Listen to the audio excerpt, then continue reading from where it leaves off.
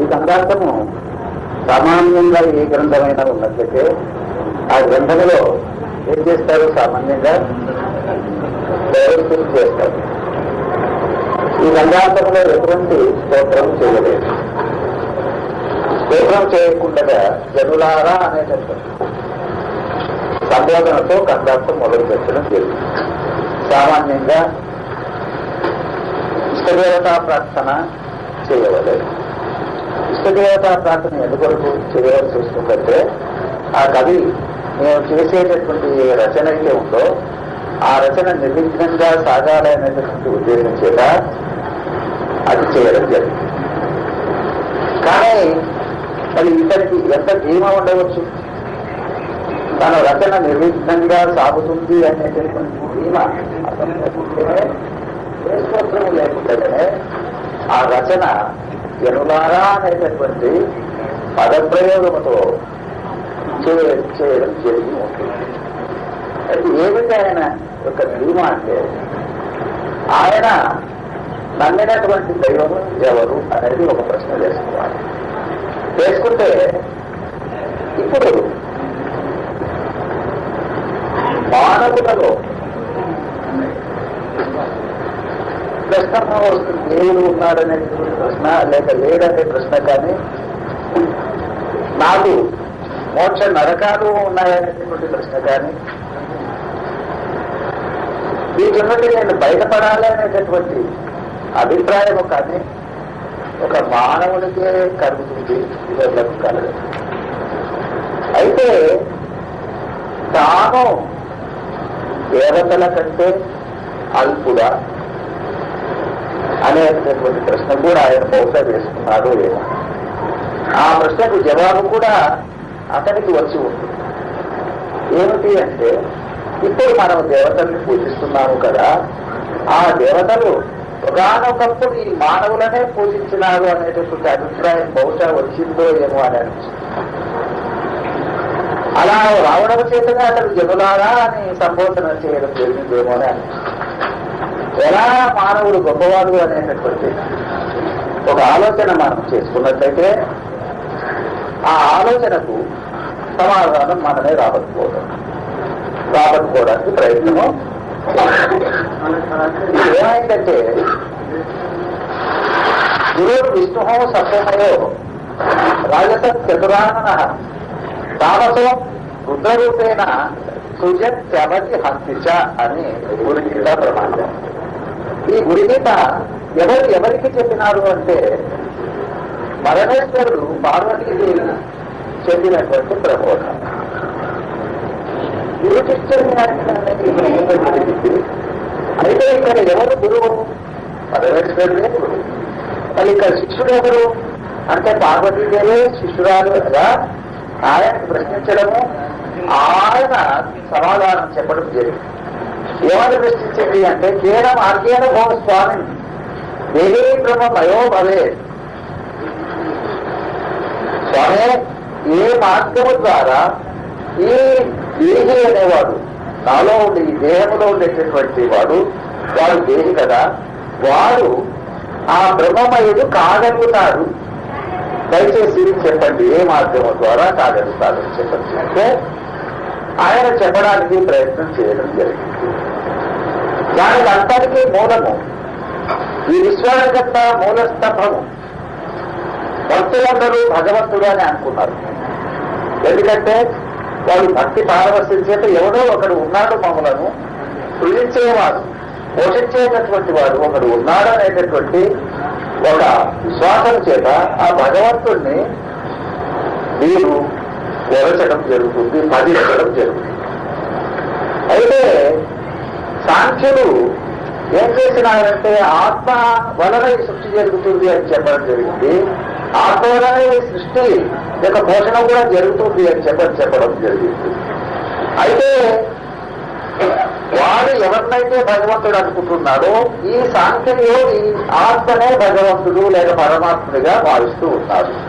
ఆత్మకు విశేషణాలు మనం చేసినట్లయితే మన వద్ద ఉండినప్పుడు అది జీవరూపేణ ఉంటుంది కాబట్టి ఆ ఆత్మ జీవత్వము ఆపాదించుకొని జీవాత్మాన్ని పిలుచుకుంటున్నారు.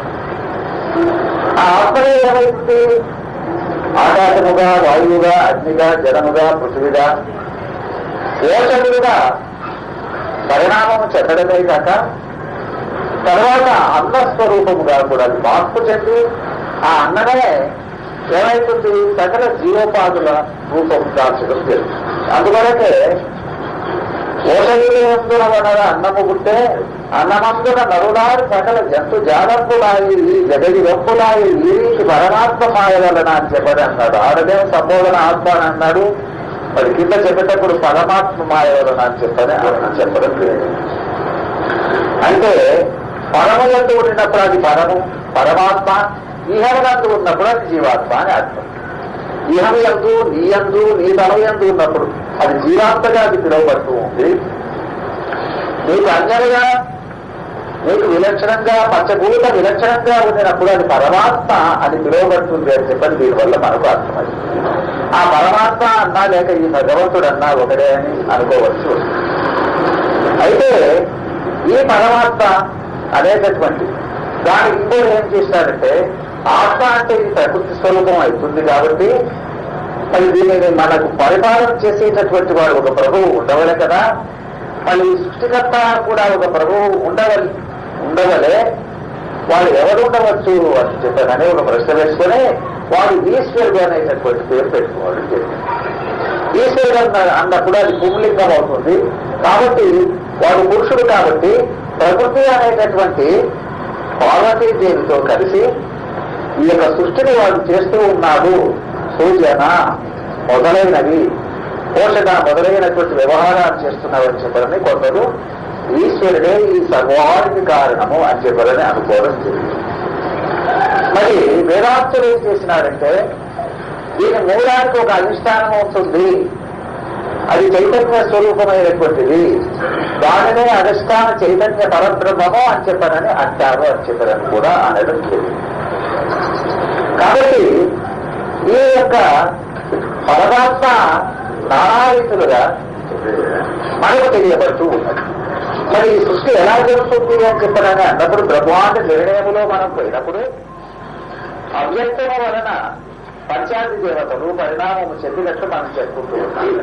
ఈ పంచాది దేవతల వల్ల ఏం జరుగుతుంది అంటే, బ్రహ్మ వలన సృష్టి, విష్ణువు వలన పోషణ, రుద్రుని వలన లయము, ఈశ్వరుని వలన ఈ యొక్క విస్తరణ, సృష్టి విస్తరణ అయితేనేమి, లేదా ఈ జీవుడు తన కర్మానుసారం ఏ లోకములకు చేరవలెనో ఆ లోకానికి చేర్చడం మొదలైనటువంటి విషయాలు ఈ ఈశ్వరుని వలన జరుగుతుంది అని, ఆ తర్వాత దీనికంతా కూడా సదాశివుడనేటటువంటి వాడు ఎక్కడికి ఈ జీవులని అంటే ఊర్ధ్వానికి కానీ అధోలోకానికి కానీ చేర్చేటటువంటి లక్షణ విధానం ఆ సదాశివునికి ఉన్నది అనేటటువంటి లక్షణం చేత మనకు చెప్పడం జరుగుతుంది. అయితే పంచాది దేవతల వలననే ఈ సృష్టి స్థితి లయాలు మొదలైన అన్నీ జరుగుతున్నాయని చెప్పని మనం దీనివల్ల తెలుస్తూ ఉన్నది. అయితే పురాణాల్లో ఏం చేశారంటే చాలా దేవతలను సృష్టించడం జరిగింది. ఈ దేవతలను సృష్టించిన తర్వాత పాపము చేసినటువంటి వాడిని ఏదైతే ఉందో వాడు యముడు వచ్చి వాళ్ళని నరకలోకానికి తీసుకొని వెళ్ళి అక్కడ వాళ్ళని శిక్షిస్తాడు అనేటటువంటి ఒక గాఢని అల్లడం జరిగింది. ఇదంతా కూడా పుణ్యం చేసినటువంటి వాళ్ళు ఎటువంటి సుఖాలను అనుభవిస్తారు, పాపాలు చేసినటువంటి వాళ్ళు ఎటువంటి బాధలను వాళ్ళు పొందుతారు అనేటటువంటి విషయాలంతా కూడా ద్రవిడ పురాణంలో రాయడం జరిగింది. ద్రవిడ పురాణంలో చనిపోయినటువంటి ప్రాణి ఎక్కడెక్కడికి వెళ్తుంది, ఏం కదా వైతరిని నదిని ఎట్లా దాటవలసి వస్తుంది మొదలైన విషయాలన్నీ చేస్తారు. ఇప్పుడు వీళ్ళు ఏం చేస్తున్నారంటే, మనకు తద్దినాలకు పిలిచినట్లయితే అయ్యవాళ్ళను వాళ్ళు ఏం చేస్తారంటే వైతరిని నది దాటాలే కాబట్టి మీ తల్లిదండ్రులు ప్రయాణం చేయాలంటే ముళ్ళ బాట ఉంటుంది, ఆ ముళ్ళ బాటలో వాళ్ళు నడవలేరు కాబట్టి చెప్పులు నాకు దానం చేసినట్లయితే వాళ్ళకి చెప్పులు అందుతాయి, అక్కడ ఆ బాటలో హాయిగా వెళ్ళిపోతారు. అక్కడ ఎంత వర్షాలు మొదలైనవి ఉంటాయి కాబట్టి నాకు గొడుగు దానం చేయండి, గొడుగు దానం చేసినట్లయితే అక్కడ ఈ గొడుగు వాళ్ళకి ఈ వర్షం నుండి తర్వాత ఎంతో కాలం నుంచి ఇది కాకుండా రక్షణగా ఇది గొడుగు మీకు మీ పితృదేవతలకు ఇది సహకరిస్తుంది అని చెప్పారని చెప్తే మనము చెప్పులు గొడుగు అయితేనేమి, తర్వాత పాత్రలు అయితేనేమి, చెప్పు మొదలైనవి, చెప్పు గ్లాసు మొదలైన దానమైతే మళ్ళీ వాళ్ళు తాగడానికి నీళ్ళు కావాలి కాబట్టి వల్ల ఆ తర్వాత బోధ చేయడానికి కాబట్టి వాళ్ళకి మనం ఏం చేస్తామంటే బియ్యం మొదలైనటువంటి కూడా దానం చేస్తాం. తర్వాత వస్త్రాలని వాళ్ళకి వస్త్రాలు లేకుంటాయి కాబట్టి మీరు నాకు ఇచ్చినటువంటి వస్త్రాలు ఏదైతే ఉందో అక్కడ ఆరోగ్యంలో మీ పితృదేవతలకు అవి అందుతాయి కాబట్టి మీరు ఎటువంటి వస్త్రాలు దానం చేస్తే అటువంటి వస్త్రాలు వాళ్ళు ధరిస్తారని చెప్పండి. ఇట్లా చెప్పడం వల్ల మనం మంచి మంచి వస్త్రాలను వాళ్ళకి కొనిపెడతాం. ఇవన్నీ చేస్తాం. ఇదంతా కూడా గరుడ పురాణంలో ఉన్నట్టు. ఇది అవునా కాదా మనం వినలేదు, చూడలేదు, కానీ వాళ్ళు చెప్పేటటువంటి మాటలపైన విశ్వాసం ఉండి మనం ఇవంతా చేస్తాము. ఆ తర్వాత వాళ్ళకి ఏదైతే ఉందో దశదిన కర్మ అయితేనేమి, ద్వాదశిన కర్మ అయితేనేమి, మాసికాలు నెలనెలా వాళ్ళకు పిండాలు మనం పెడుతూ ఉంటాము. ఆ తర్వాత వార్షిక సంవత్సరం వరకు ఏదైతే ఉందో దైవ పూజ చేయరాదు అని వీళ్ళకు నెల 12 నెలలు వాళ్లకు ఈ మాసికాలు పెట్టి ఆ తర్వాత వార్షికము చేసిన తర్వాత అప్పుడు దైవ పూజ చేయాలి. అంటే ఈ యొక్క పితృదేవతలకు ముక్తి కలుగుతుంది. ఆ ముక్తి కలిగిన తర్వాత మీరు ఏదైతే ఉందో దైవ పూజ చేసుకోవచ్చు. ఇప్పుడు మీకు ఆ పితృదేవతలే దేవతలు కాబట్టి వాళ్ళ కొరకే మీరు ఆలోచన చేయండి, కానీ ఇతరాన్ని గురించి ఆలోచన చేయవద్దని చెప్పడం చేత చాలా మంది పూజనే చేయరు. అసలు ఆ దేవుడు పండుగ వస్తే కూడా చేయరు, పండుగ చేయరు. దేవునికి సామాన్య ఏదో రాముడో కృష్ణుడో గోవిందుడో వాళ్ళ కులాచార పద్ధతి లేకుంటే వాళ్ళ విశ్వాసాన్ని అనుసరించి ఇంటి దేవుడు అని చెప్పనుంటారు, వాళ్ళు పూజ చేస్తూ ఉంటారు. వీళ్ళు చెప్పడం వల్ల ఏదైతుంది సంవత్సరం వరకు పూజ చేయకుండా ఉండిపోతారు.